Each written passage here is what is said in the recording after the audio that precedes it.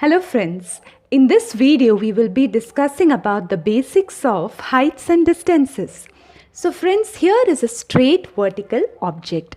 Can you think of some real life examples of a vertical object? Well, I can think of a building, a tower, a mountain, a tree, a hill, a wall. There are so many real life examples. So, any such vertical object you consider, let us label this vertical object as AB.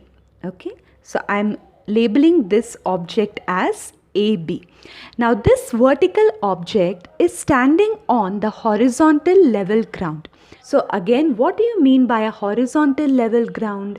The horizontal level ground means the ground is totally uniformly flat. There is no slope, there is no steep at all. It's totally flat. So this object is standing on a perfectly level ground. So can you guess what will be the angle formed between these two lines? You guessed it right. It is a right angle. 90 degrees is the angle between these two lines. Fine. Now let's move forward. Let's consider the case where there is a person who is standing on this level ground, say at a point C, which is at some distance from this vertical object.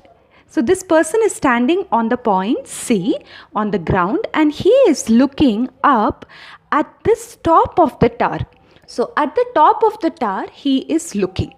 So there will be an imaginary line that will join his eyes with the tower top. Is it not? That will be an imaginary just for our construction. So let us draw that imaginary line.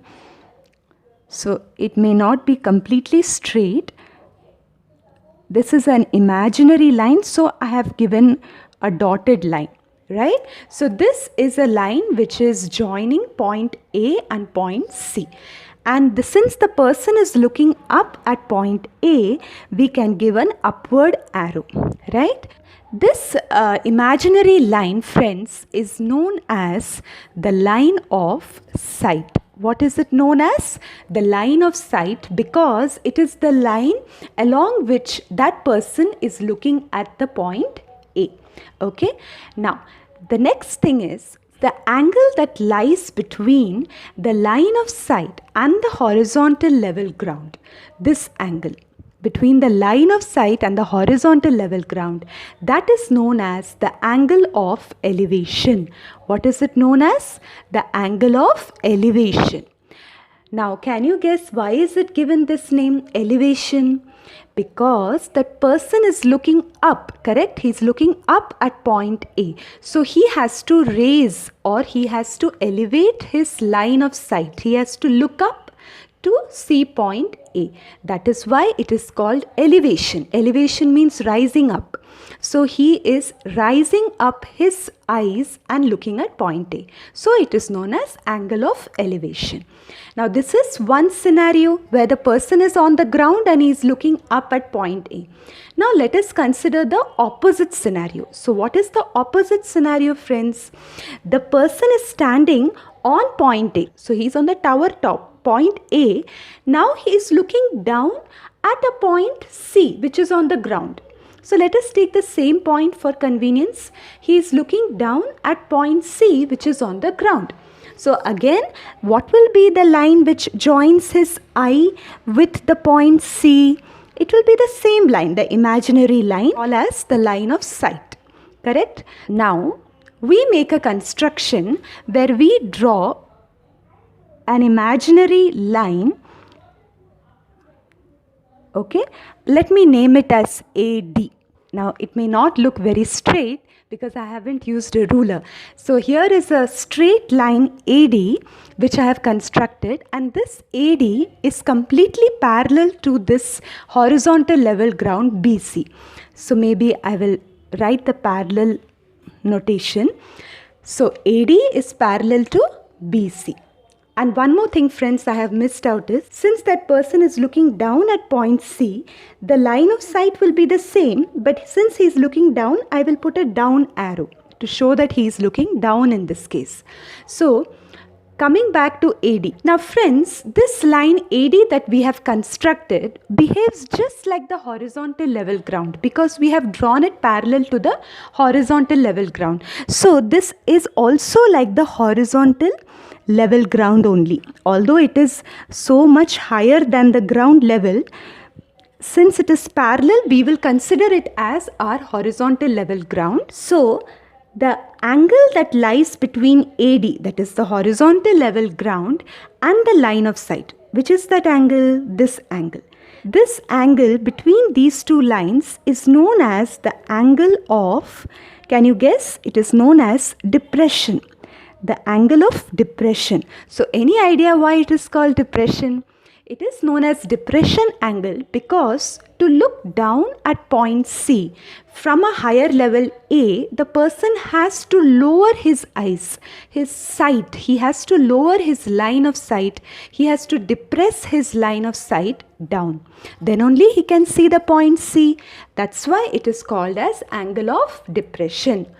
So friends, to summarize this entire thing, we can say that the angle of elevation is the angle which is formed when the man is on the ground and he is looking up at the tower top, right?